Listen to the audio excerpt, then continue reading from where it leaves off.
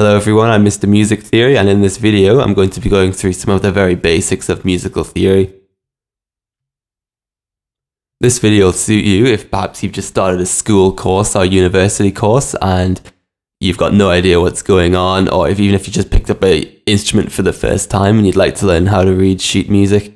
So music theory over the years has, really since the beginning of music, has loads and loads of different forms, but the way that we're going to do it now and the way that it's been done for hundreds of years is called modern staff notation, which basically just means that we use these lines here called staff to arrange what we want to record.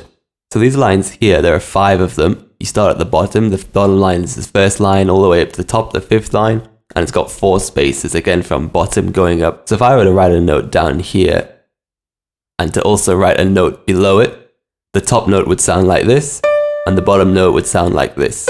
So as you can hear, the higher up you write the note on the stave, the higher in pitch it sounds.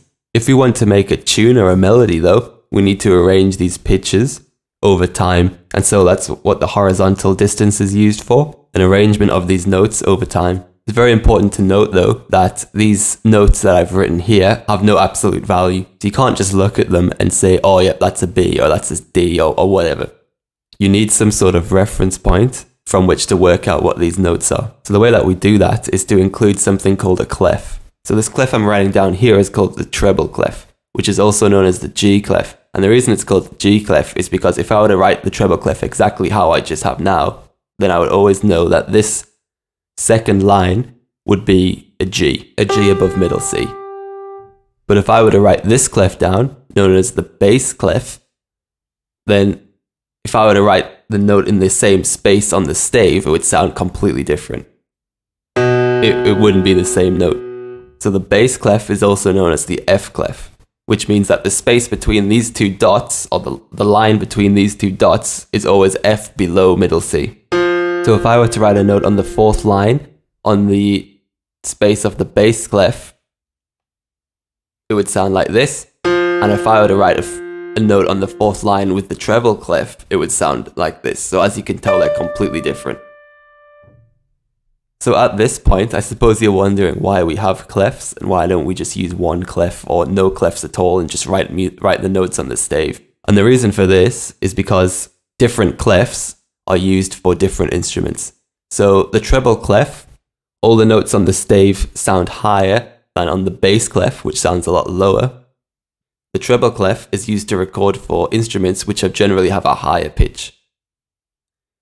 So instruments like the violin, for example.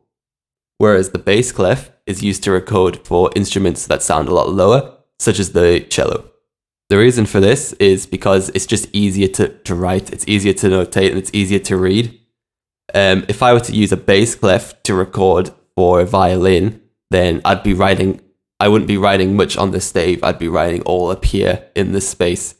Or coincidentally, these lines that I'm writing now above the stave are known as ledger lines. And writing out lots of ledger lines can be a bit tedious, so that's why we use different clefs. So we don't have to do that, we can just write on the stave. So that's it for today's lesson on some of the basics of music theory. We've looked at the stave and the treble and bass clef. So leave a comment or send a message if you've got any more problems. I'll try to get back to you as best I can. And don't forget to subscribe as well. I'll be doing lots and lots of videos explaining from the basics all the way to more advanced topics.